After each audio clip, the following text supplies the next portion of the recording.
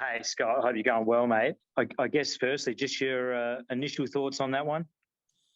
The initial thoughts was, it's a pretty tough day at the office, but we're still 22 days from round 1 too, so we're certainly focused on that at this point in time. Good to get some games into young players. You see Rochelle and Saligo obviously come in, showed a little bit both of them, which was pleasing, and even in terms of, I think there was centre bounce at time. We had Strawny Rucken and there was Pedler and Berry and Haitley underneath, and Cook was on one wing and Saligo on the other. So a tough day for supporters to see the result in the end when they look at the scoreboard. But it's pleasing to get some of those young players in to play games at this time of the year, especially when it's about conditioning and for round 1 and giving some younger players a little bit of a taste of what AFL footy is. So pleased with that, disappointed with the result. Very, very good team that were just too good around the ball and didn't lose too many contests forward or back. So tough day for the boys, but there's still a lot of things we got out of it. You touched on some of the things that you liked. What were some of the things the coaches didn't like, apart from obviously the scoreboard? Yeah, well, I think what ended up happening a little bit when you got a really good team that's strong over the ball and very, very good contested ball team forward and back as well.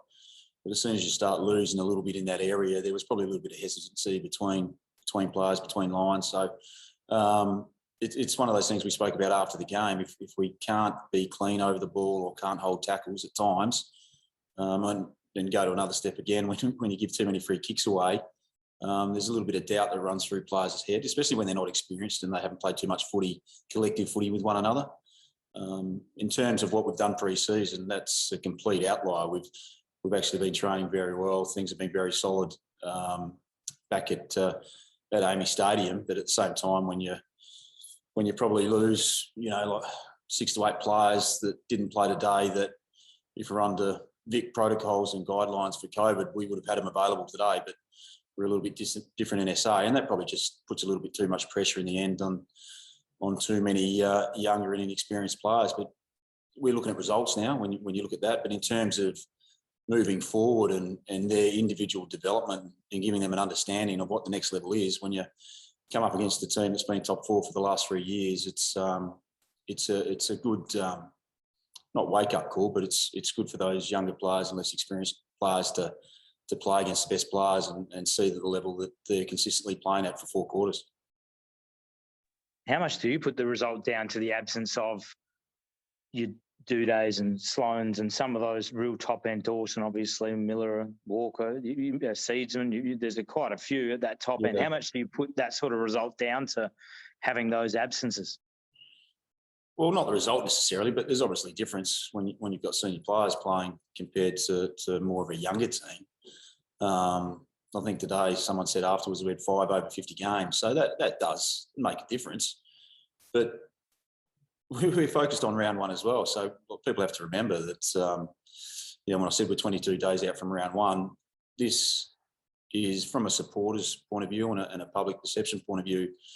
These things, it's a practice game, forgotten about pretty quickly. And if you look at last year, even when we didn't have a best start and now practice games, but we come out and beat Geelong in round 1, and the noise and the enthusiasm and the pride that the supporters and the general public in SA probably had for our performance was great. So we know that this pre-season's been better than the one before. It's just disappointing for those that are watching at home and haven't been involved with us internally that's what they've seen today. And just one last one from me. Obviously, tough conditions, tough day for the forwards out there. What was the message to them post-game? And I guess what was your take on their collective performance in the absence of Tex?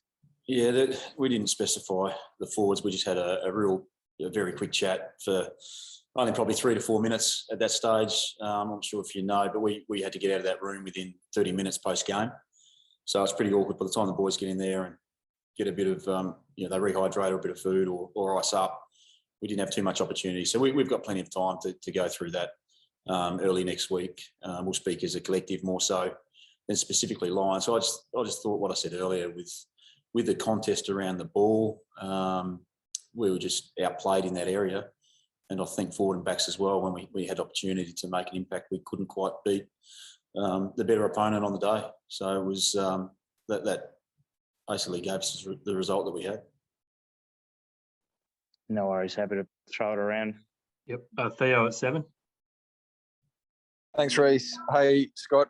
Just a word on Josh Rochelle. Not often when you're beaten by 15 goals, you walk away pretty optimistic, but his solo performance was pretty special. Was that unexpected? Oh, no, he's been doing that in the pre-season. When he's had opportunities, he certainly finishes his work, and he's got a bit of speed and a bit of power. And if you were here live today and some of the Brisbane boys that are probably 5 to 6 years in at least, when you look at Cockatoo and McCarthy, Bailey, those sorts of players that have that power and speed, he's certainly got that as well. So it was pleasing for him, though, to get in today. I said what Matt was talking about earlier, it was hard to score goals, but we didn't get that much supply either. But when the ball was in his area, he certainly made things happen, and he's a very clean player. I was really impressed with Saligo as well when you come up against a really good midfield team like Brisbane had today. And like I said, there's a fair bit of inexperience around him, but he stood up and he competed well as well. So it's very pleasing for the Adelaide supporters that are sitting at home when you look at last year's draft and you see those two players come in straight away under extremely difficult circumstances. You're not going to get a tougher gig than that with your first practice game or JLT game. So both of those players were very pleasing performances for us today. When Rochelle lines one up from outside 55 and just sends it through post height, was there just a little look around the coach's box as if, righto, this kid's pretty good? I think his first kick he had at training was a left footer from 50 on the run that went through as well. Look, he certainly got a bit of power, and like I said, if you want to be a forward, you got to make the most of your opportunities, and he certainly did that. But I was Theo, probably with you there a little bit. I was surprised how easy he did it as well. But he's a beautiful timer of the ball, and he obviously gets good purchase. And Matty Crouch, he looked like he played minutes in all 4 quarters. Do you know, or can you tell us how much game time he actually played? And I assume he pulled up okay. What did you like about his work? Yeah, we're really restricted today with everything we got up here, Theo, with all those stats. We didn't have too much of that at all.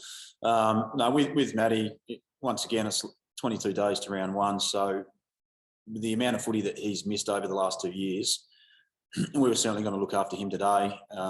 We wanted him a fair hit out without putting him over the top.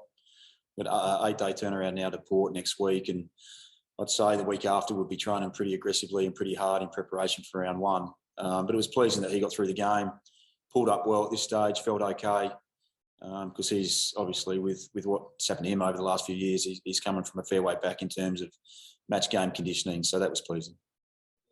Lastly from me, mate, how did you feel about I know you're missing a lot of your first team players. I think it's at least 6 or 7, but what did you make of your defensive transition?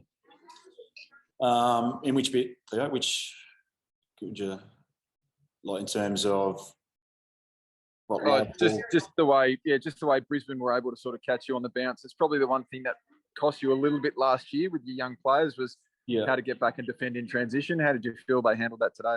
Yeah, I felt there was a little bit today that there was probably too many occasions when everyone was trying to fix the problem, and we. But what I mean by that is that we probably got in a little bit tight to contests, lost good shape around the ground. So we're trying to do the right thing by trying to even up the contest and be a bit better in that area. But as a result, we're getting too tight, too close.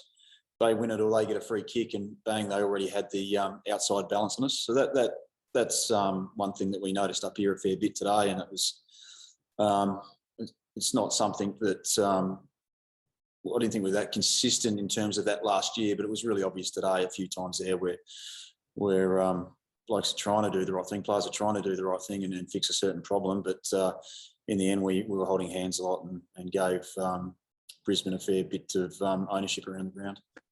Oh, lastly, sorry, is Neto okay? Copped a slamming sort of tackle, his head into the ground, but he played on. Is any sort of update needed on him? No, that's fine. No, he's fine. Beautiful. Yeah. No worries. Thank you, mate. Brendan at 10. Scotty, what did you make of the performance of Sam Berry? Yeah, I thought it was solid. Like I said earlier, it's just, when you've got all those good players around you from the opposition, it's hard at times. And we were getting beaten in that area. But he's been one of our better players in the pre-season. And we've had him matched up against Lairdy and our senior player, Sloaney, in our match simulation. And he's been terrific. So the pre-season that he's had, what he's done in terms of with ball in hand and pressure on the opposition, he's gone to another level with his running as well. He's built a good base for him to improve this season. He played a fair bit half forward early last year, so we want him to play a little bit of midfield time. And if he keeps putting the work in that he has away from game day, then he'll certainly get the opportunities. And we think he'll be a really solid player when he has Sloaney and Lairdy, Crouchy, Dawson, Seaman, those boys around him. Outside of Saligo and Rochelle, was there anyone else that sort of impressed you and the rest in the coach's box? I think everyone had a moment or two. But I guess you focus on those two the most because they're the new players. They're the ones that have come in. The players that have been around 2 and 3 years, we've seen a little bit of them. So at this stage, we probably drive and expect a little bit more from them. But like I said, it's just a really awkward one for us at this point in time because, being here over the last 14 months or so, we are, and even though you don't notice it today when you look at that scoreboard and the result, we're a long way ahead of where we were 12 months ago. So we've got a little hiccup over the last week or so. And our main focus is going to be how we manage the next 3 weeks before round one. We've got a lot of players we need to get back to the club and get training into them. They have to play games, and we'll probably have to change or alter what our training would look like that last week or that weekend leading up to round one because we've got to make sure we're cherry ripe against Fremantle. Will Matty Crouch have a sort of a similar cap to next week, or will it be a slow increase? Look, I can't really help you there. He like Theo spoke about earlier, played every quarter. And I would have thought that would have been at least 70% game time today that he played. So, no, he probably doesn't have to play too much more at all. If it goes up, it's probably only 5 or 10%. Thank you. Great. Thanks, everybody. I hope that looks after you. I know the guys are on the move up there at the hotel and they've got to clear out soon. So we'll leave it at that unless there are any other pressing ones. I was just going to ask, sorry, just in terms of amount of guys that you expect to be available for next week coming back into the mix, given you had so many out?